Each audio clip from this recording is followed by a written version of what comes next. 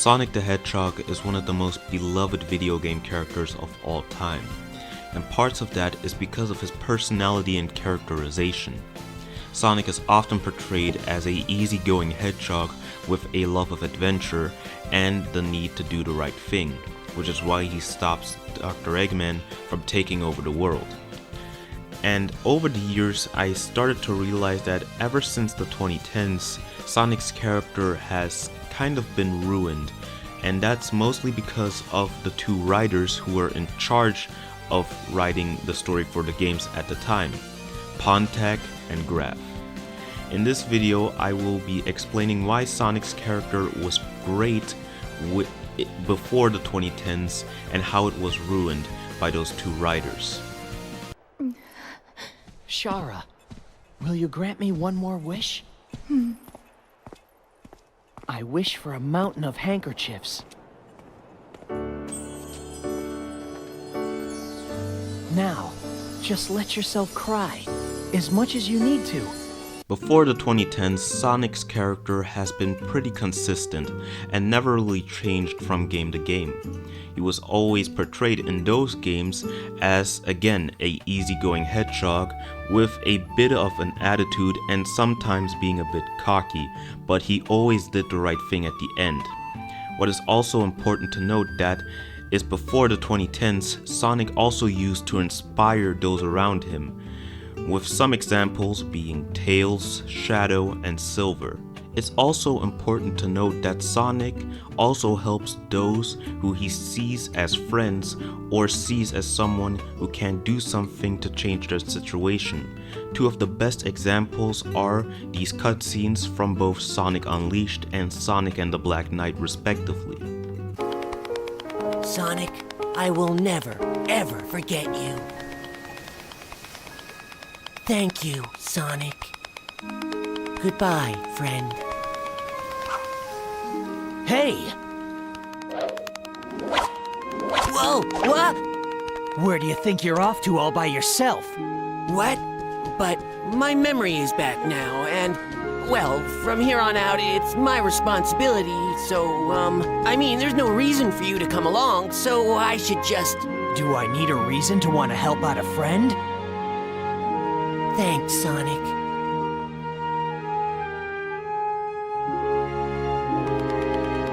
Yeah!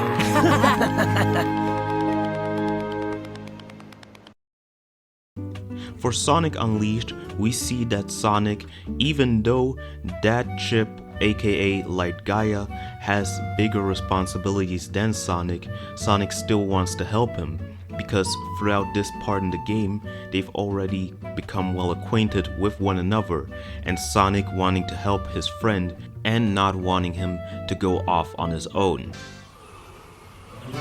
It's close, but it seems you somehow made it. Too easy. Piece of cake. Do not let it go to your head, fool.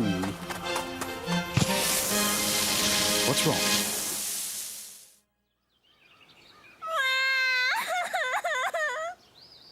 Hey, what's the matter? Are you lost or something? A great big dragon attacked my village. A dragon? It took my mommy and my daddy and everybody away.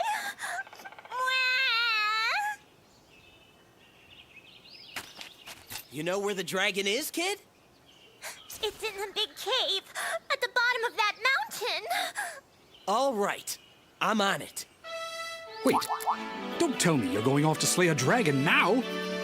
Yes, we are. What of the ladies' tests? You will never make it in time. Yeah, maybe, but I play by my own rules. Remember that. You fool. Hang in there, kiddo. I'll get your folks back.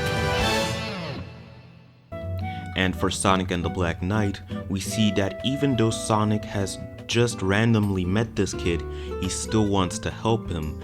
And even though he has other duties, he still wants to help the kid he just met, even explaining to Caliburn that he does things his own way and plays by his own rules.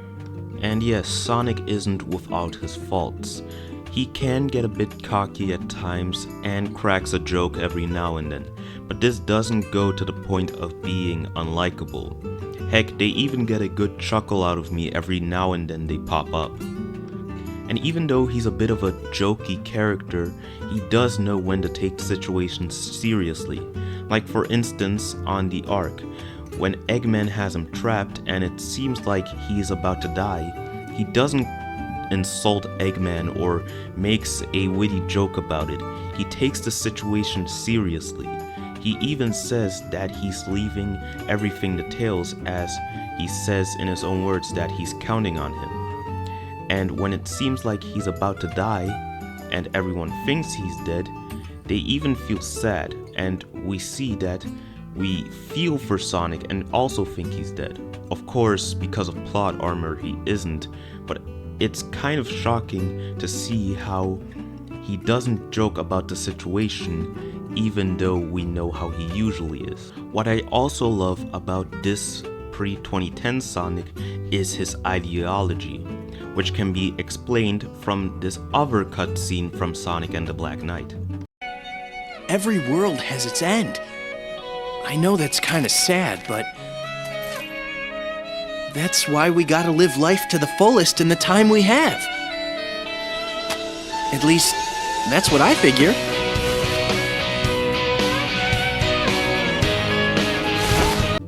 I know I'm taking a lot of elements from Sonic and the Black Knight to show as examples, but that just goes to show how great this game handled his character, and it also shows a lot about how Sonic really is. What I also want to talk about is how Sonic has continuously inspired those around him, with the best example being Tails, especially in Sonic Adventure. In Sonic Adventure, Tails learns to be independent of Sonic, and he sees Sonic as a sort of inspiration to become a better version of him. This also briefly comes back in Sonic Frontiers, but that's a discussion for another day. He has also kind of inspired Shadow. This can be seen in Adventure 2, as every time they meet, Shadow is on higher ground than Sonic, but in their final confrontation, Shadow isn't above Sonic in some way. They are on equal ground, and this kind of goes to show how they are considered equals in speed, in strength, and in power. Although Shadow sees himself as the ultimate life form, he respects Sonic, and Sonic doesn't respond to this by making some stupid joke. As we see, Sonic returns that respect to Shadow, and he doesn't make some joke about it, but actually impresses Shadow throughout the game, which makes Shadow respect Sonic even more. The last thing I want to talk about with 2010 Sonic is his relationship with Dr. Eggman. Sure, the two hate each other, but at the end of the day they still respect each other as enemies. As seen in Sonic Adventure 2, when Sonic supposedly dies, Eggman doesn't celebrate that he's killed Sonic, but actually tells him goodbye. And this is also seen with how many times they're willing to work together pre-2010, like in Sonic 06, Sonic Heroes, and Sonic Adventure 2. When talking about Sonic's character, what I heard other YouTubers say is that Sonic has a flat character arc, which means he doesn't really change from game to game. And that is true, but I rather prefer it that way. He doesn't have to be too deep that we need to understand his motives, but he doesn't also need to be so simple that he cracks a one-liner every minute. Now that we're done talking about the pre-2010s, let's finally get to the 2010s and see how Pontek and Graf ruined Sonic's character.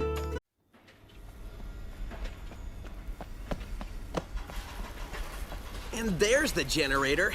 It seems like these guys are getting harder and harder to find.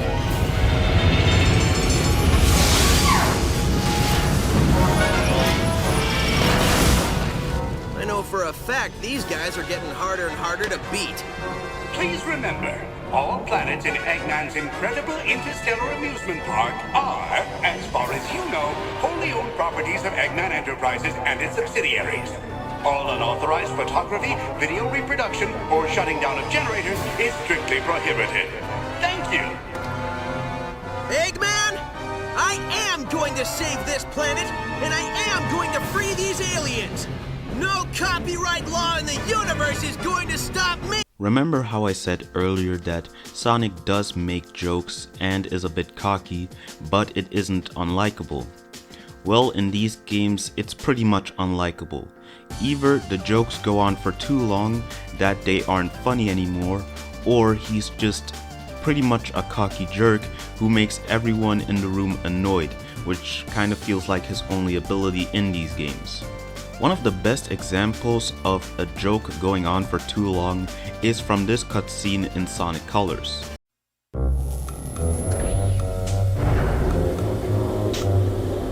Wow, sometimes I even impress myself. For a second there, I wasn't sure I was going to pull it off.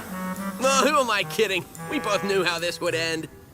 Are you talking to the broken robot who can't hear you? Maybe. That's between me and the robot. See, the important thing here is the alien planet is free. Absolutely. So, we can just forget about the whole talking to dead robots thing, right? Nope. I knew you'd say that. Oh, come on. I've seen you save the day a lot of times, but I've never seen you talk to a pile of metal. Touché. While personally for me it started off funny, the way they go back and forth with it does feel a bit dragged on, and it feels like just to make the cutscene go longer. And it's not just Colors, it's almost all of these games. Sonic is either portrayed as an unfunny comedian or just a simple plain idiot who's the root of all problems. For example, in Sonic Lost World, when he kicked away the conch out of Eggman's hand, instead of listening to Tails, whose explanation could have been like 5 seconds if he took the time. What I also don't like about this version of Sonic is how his voice is so irritating that these jokes generally don't stick. Like, this is no hate to Roger Craig Smith, he does an excellent job. It's just the script that he's given and what he has to work with. In Sonic Frontiers, Roger sounds a lot better and he does sound more serious, but in the 2010 games, it just sounds irritating when he's making these jokes that I would rather just skip the cutscenes entirely. And Sonic doesn't generally inspire me in these games. For instance, in Sonic Forces, when he gives Infinite that whole speech about friendship, it does feel like something that would come from a pre-2010 game. But with how Sonic's been treating Infinite like in the entire game, to their first meeting, he was serious. But when they met the second time, even though Sonic knew that he lost to this guy, he started treating the situation as a joke. And then when he gives that entire speech, it's kind of hard for me to take him seriously with the way he's been acting the entire game.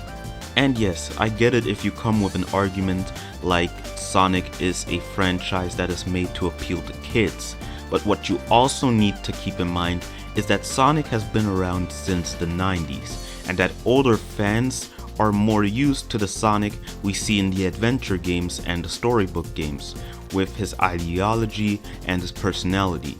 And going into the 2010s, there's been a drastic change from pre-2010 Sonic, with Sonic just becoming completely unlikable. And that's why I think the writers for these games didn't pretty much get what Sonic was for people. And I can say with 100% certainty that I'm right, because in an interview, Pontek even admitted that he knew little to nothing about Sonic and that he made a quick Wikipedia search and watched some previous cutscenes from previous games. Which is why I'm generally shocked how he thought that Sonic should be like this. He even said himself that he watched cutscenes, so he had a clear, basic plan that he needed to work off of. But instead of that, he threw all of that out the window and made Sonic into a goddamn joke, which generally pisses me off, because he even said he went on Wikipedia and watched cutscenes. So it's kind of shocking how we thought Sonic should act like a child. There are loads of cutscenes that show how Sonic is immature for practically no reason, like this cutscene from Again Sonic Colors.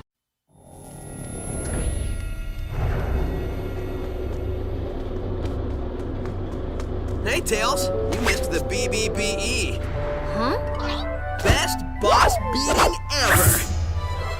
So, has Yacker given you any more information or limericks or whatever it is he's spouting? Well, first, remember this translation stuff isn't 100%. Trust me, I remember.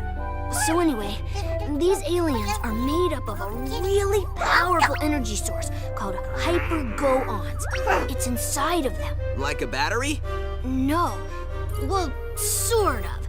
It's their life source.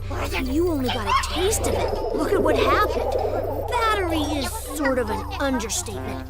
Funny thing, it was first translating as horrible body odor. Anyway, it seems an evil man, and you might know him, who they call Baldy Nosehair. Baldy Nosehair! That's the best thing I've heard all day.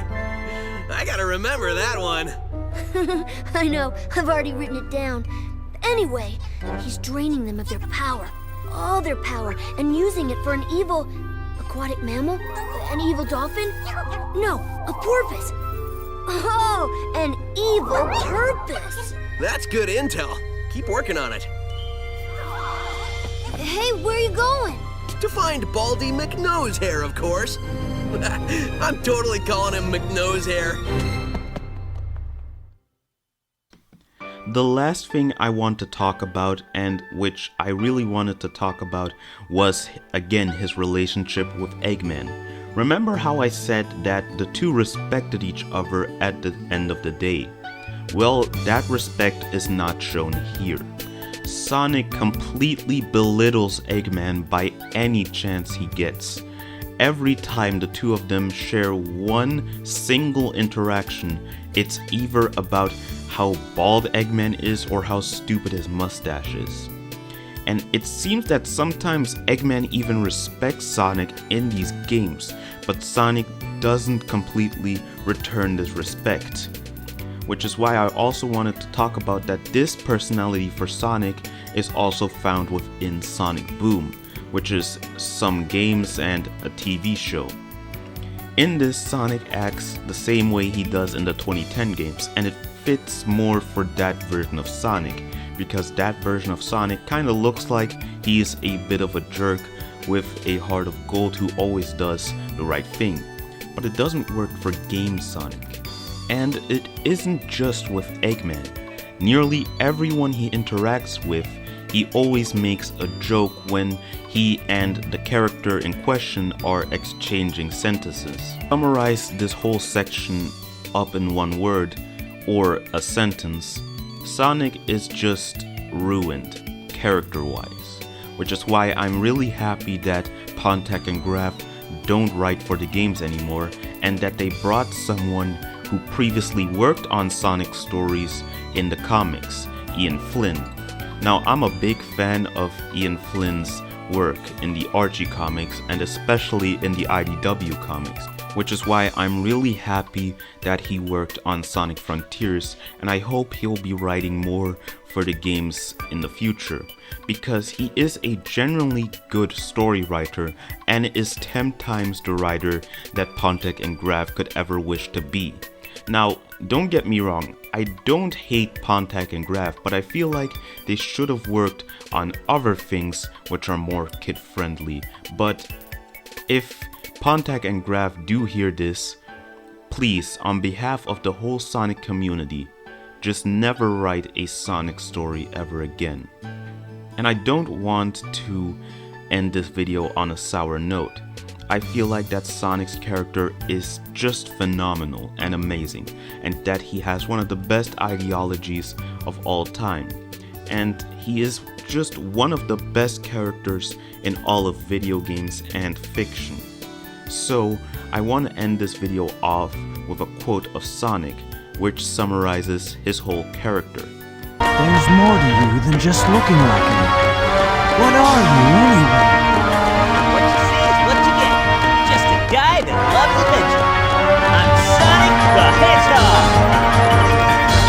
if you like this video and want to see more content like this from gaming and anime, then please consider hitting the like button. It would really help me out. And I also have a little announcement that I am working on the Paper Mario retrospectives and that they will certainly be coming this year. So again, if you want to see more content like this and retrospectives and edits of your favorite anime and video games, then please consider subscribing. And I hope you all have a very good day.